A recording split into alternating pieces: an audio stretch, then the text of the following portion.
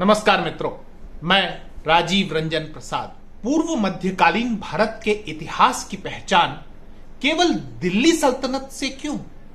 मेरा मानना है कि भारतीय इतिहास का गौरव तभी महसूस किया जा सकता है जब उसे सही परिप्रेक्ष्य में देखा जाए। जिन समयों में दिल्ली बंधक हो गई थी, दक्षिण भारत मुसलमान आक्रांताओं का प्रतिरोध करने के दृष्टिगत संगठित हो रहा था, इन्हीं समयों में महान विजयनगर साम्राज्य की नींव रखी गई थी। विजयनगर साम्राज्य पर हम विस्तार से चर्चा कर रहे हैं। हमने पहले भी इस विषय पर 2 कार्यक्रम किए हैं। विषय विस्तार इसलिए आवश्यक है क्योंकि विजयनगर साम्राज्य पर हिंदी में बहुत अधिक जानकारी पुस्तकों अथवा ई प्लेटफॉर्म पर उपलब्ध नहीं है। आज हम बात राजा बुक्क की करते हैं, जिनके व्यक्तित्व और कार्यों की चर्चा से पहले हमें होयसल साम्राज्य के अंतर्गत एक मांडलिक संगम की चर्चा करनी होगी, जिनके 5 पुत्र थे: हरिहर, कंपन, बुक्क, मगरम्पा तथा मुद्दप्पा।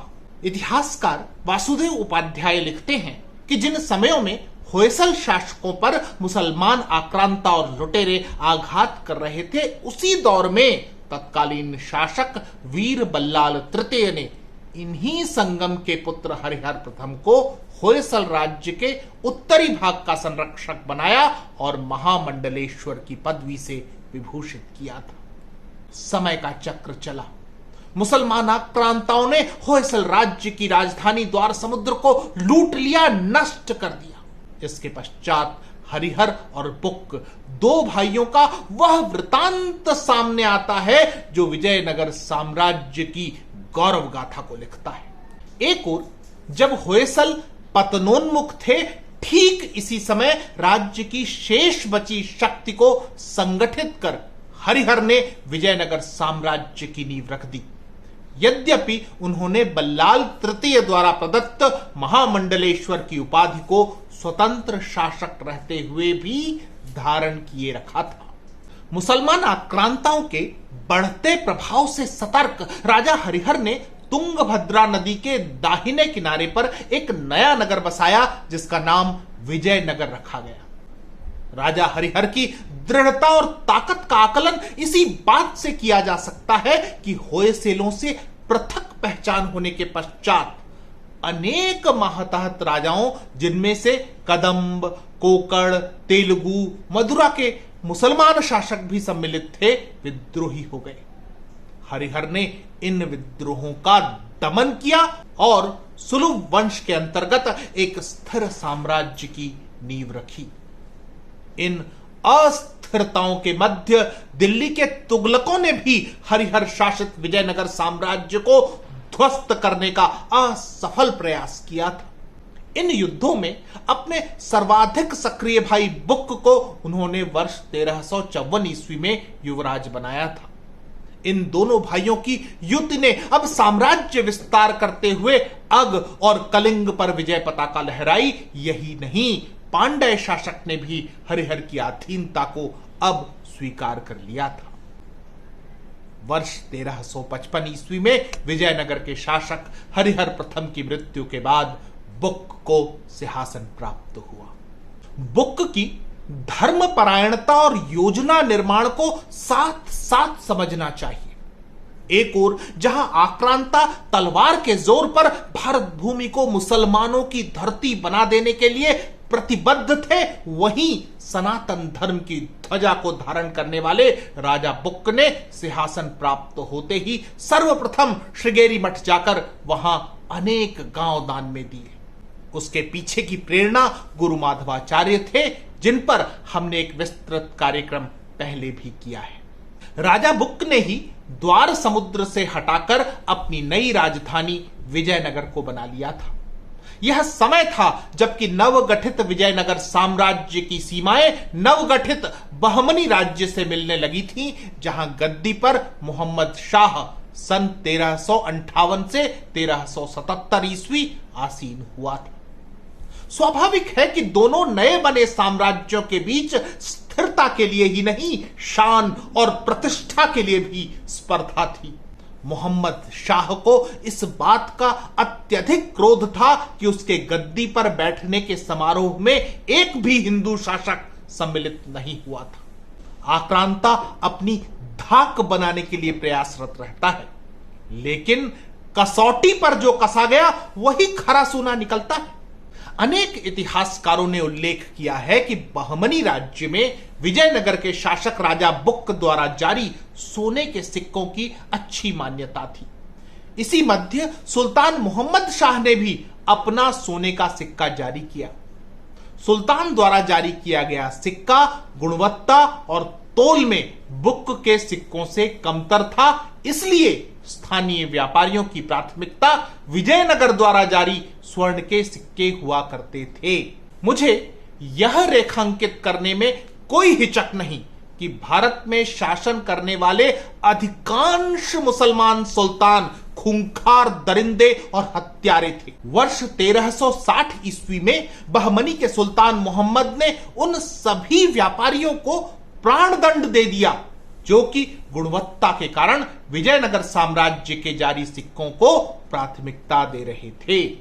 यह विवाद यहीं शांत नहीं हुआ, अपितु बहमनी विजयनगर युद्ध के प्रमुख कारणों में से एक बना।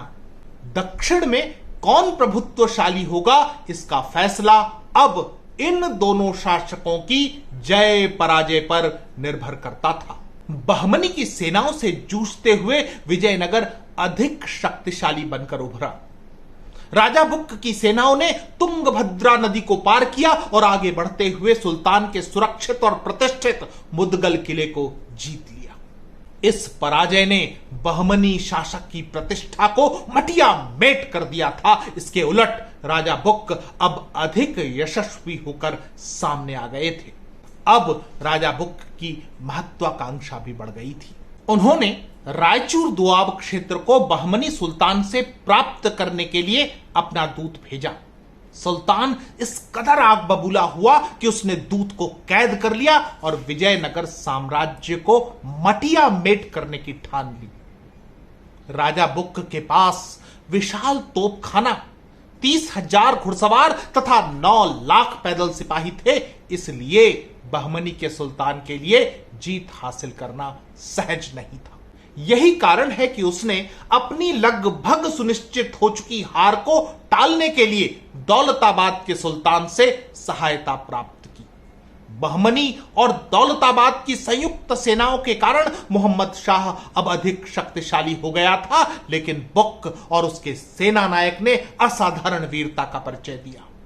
आरंभ में तो मुसलमान सेना के पैर उखड़ गए, लेकिन इसी मध्य विजयनगर के सेनापति मल्लीनाथ घायल हो गए थे। इससे जनित अफरा तफरी का बहमनी की सेना ने लाभ उठाया और मुदगल पर पुनः अपना अधिकार प्राप्त कर लिया। सुल्तान अपनी जीत को सहर्ष स्वीकार कर सकता था, लेकिन उसके उलट उसकी पाशविकता सामने आ जाती है। उसने क्षेत्र के आसपास की समस्त हिंदू प्रजा का कत्ल करवा दिया। इस मानसिकता को समझना होगा। इन मुसलमान शासकों को भारत भूमि और इसकी संपदा भर चाहिए थी, लेकिन यहां की हिंदू प्रजा नहीं। सोच कर देखें कि कैसे कैसे सुल्तानों और बादशाहों की क्रूरताओं को यह भूमि झेलती रही है। तुंगभद्रा नदी से विजयनगर को स्वाभाविक सुरक्षा प्राप्त थी, अतः मोहम्मद शाह को आगे बढ़ना उचित नहीं लगा। समय के साथ बहमनी साम्राज्य ने दक्षिण में आगे बढ़ना अपने अस्तित्व के लिए भी उचित नहीं समझा, क्योंकि उसे राजा बुक्क की शक्ति का भान हो गया था। भूगोल ने दोनों साम्राज्यों की सीमाएं निर्धारित कर दी थी, अतः दोनों शासकों ने आपसी संघर्ष पर अघोषित विराम लगा दिया और अपनी अपनी सीमाओं के भीतर ही शक्ति संचयन करने लगे थे। मुसलमान शासकों का एक और सिमटा रह जाना विजयनगर की बड़ी जीत थी, क्योंकि इसके बाद ही सांस्कृतिक गौरव का वह अध्याय आरंभ होता है जिसका सामना तत्कालीन सभी मुसलमान सुल्तान मिलकर भी नहीं कर सकते थे। बुक्क की मदुरा विजय का उल्लेख यहां महत्व का है। मदुरा का मुसलमान शासक अलाउद्दीन सिकंदर शाह अपनी उस प्रजा के प्रति आतताई था जो कि धर्म परिवर्तन के लिए प्रस्तुत नहीं थी। अनेक विद्वान राज्य छोड़कर विजयनगर अथवा अन्य राज्यों की ओर पलायन कर रहे थे। ऐसे में गुरु माधवाचार्य की प्रेरणा से मदुरा पर चढ़ाई की गई और सुल्तान अलाउद्दीन सिकंदर शाह के अत्याचारों से क्षेत्र को अवमुक्त कराकर उसे भी विजयनगर का भाग बना लिया गया। तत्कालीन विद्वान कंपन की विदुषी पत्नी गणदेवी ने अपने रचित महाकाव्य मधुरा विजयम अथवा कंपन चरितम में विस्तार से मदुरा विजय का वर्णन किया है। इस विजय से राजा बुक्क का यश सर्वत्र फैल गया तथा विजयनगर को अजेय मान लिया गया। इस विजय के बाद ही राजा बुक्क ने महाराजाधिराज अथवा महाराजाधिराज परमेश्वर जैसी उपाधियों को धारण किया था। राजा बुक्क युद्धों से स्थिरता मिलने के बाद अपना सारा ध्यान प्रशासन में लगाने लगे। बुक्क के अधीन विजयनगर का विभाजन अनेक प्रांतों के रूप में किया गया जिन्हें महामंडलेश्वर द्वारा संचालित किया जाता था। सुरक्षा के दृष्टिगत राजा बुक्क ने सभी अपने मुख्य प्रांतों के महामंडलेश्वर अपने ही पुत्रों अथवा विश्वास पात्र संबंधियों को बनाया था। हरिहर द्वितीय को युवराज नियुक्त किया गया था, अतः वे राजधानी में ही रहे, जबकि कुमार कंप को पांडेय देश, भास्कर को उदयगिरी और सगम द्वितीय को पूर्वी भाग का प्रबंध दिया गया था। यह भी उल्लेखनीय है कि प्रत्येक महामंडलेश्वर स्वतंत्र रूप से कार्य करते थे एवं बहुत अधिक केंद्रीय शासन का हस्तक्षेप उन पर नहीं होता था। महामंडलेश्वर अपना मंत्रिमंडल बनाने के लिए स्वतंत्र थे, परंतु वैदेशिक विषयों सहित सामरिक आवश्यकता की पूर्ति के लिए उन्हें अनिवार्य रूप से केंद्र का सहयोग करना पड़ता था। राजा बुक्क ने तत्कालीन राजनीति में स्थापित हो रहे मुसलमान प्रभुत्व के बीच सनातन धर्म की ध्वजा का सगर्व धारण किया। उनके दो मंत्रियों का विशेष उल्लेख इस संबंध में किया जा सकता है। पहले महामंत्री थे माधवाचार्य, जिन्हें राजा के गुरु के रूप में तो प्रतिष्ठा मिली ही, साथ ही साथ वे राज्य के पश्चिमी भाग, जो कि मुख्य रूप से वनवासी प्रांत था, उसके प्रशासक भी थे। आचार्य माधव के जीवन पर मेरे चैनल पर एक विस्तृत वीडियो उपलब्ध है, आप उसे देख सकते हैं।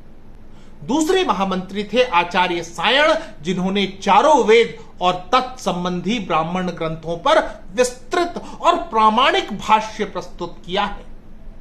यह भी उल्लेखनीय है कि अन्य विभागों के लिए भी महामंत्री नियुक्त किए गए थे।